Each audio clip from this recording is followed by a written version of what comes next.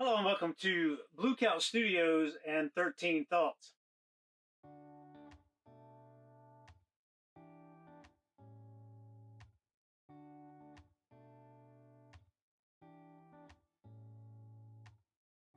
Some years ago, I had a leader who changed my way of thinking, changed my mindset. Remember, the mind is primary. I love that phrase so much, I even have it stenciled on the back glass of my truck. Recently, I was addressing a group of young folks on leadership topics, and the discussion came up about one's perceived versus actual limitations. I was reminded that many years ago, one of my mentors changed how I thought about my own limitations.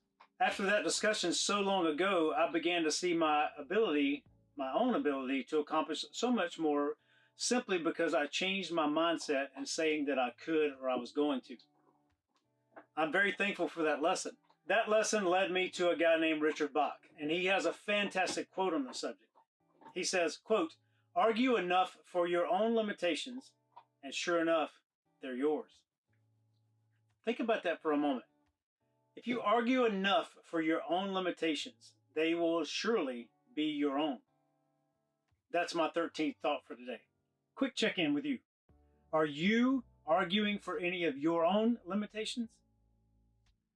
Maybe you tell yourself a story, maybe tell others a story that you can't do something, or you can't have the best body that you want, or you can't be educated like you want, or you can't have the relationship, or have a job, or achieve fill in the blank. I'm going to ask that all of you take a step back for a second, pause the video if you need to, close your eyes and ask yourself, what does the best version of you look like? If you could wave a magic wand of sorts and the ultimate version of you appears in front of you, what does it look like? Okay, do you have that version in your head? How would it feel to walk around in that version of yourself? I realize that waving a magic wand is not going to work. You must put in the best version of yourself. You must put in the work that is the best version of yourself. And you must put those things against reality. But that's where the hard work begins. Quick detour. To make a proper sword, one must have many tools. Hammers, anvils, tongs, cutting torches, angle grinders, sanders, drill presses, drill bits, files, and so many other things. Also, that person must have many years of practice and patience when mistakes happen, and endurance to see this project through to the end, because it's very difficult. But most importantly, they have to have the fire.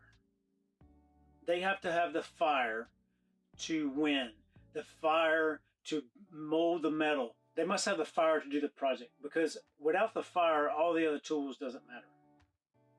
So I'm going to ask you, if you surrounded yourself with all the proper tools to get the optimal version of you, are you willing to build the fire and forge and work and endure long enough to get what it is that you say you want?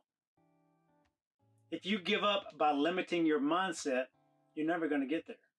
You must believe that you can actually step into the best version of you. Recall, Richard said, argue enough for your own limitations, and sure enough, they're yours. Ladies and gentlemen, I recommend that you argue for your own potential. See what you can do. I can do that. I'm going to do that. Argue for your potential, and then get to forging. Build your fire and start banging away. That's all I have for today, folks. Thank you for allowing me to be a part of your day. Semper Fidelis.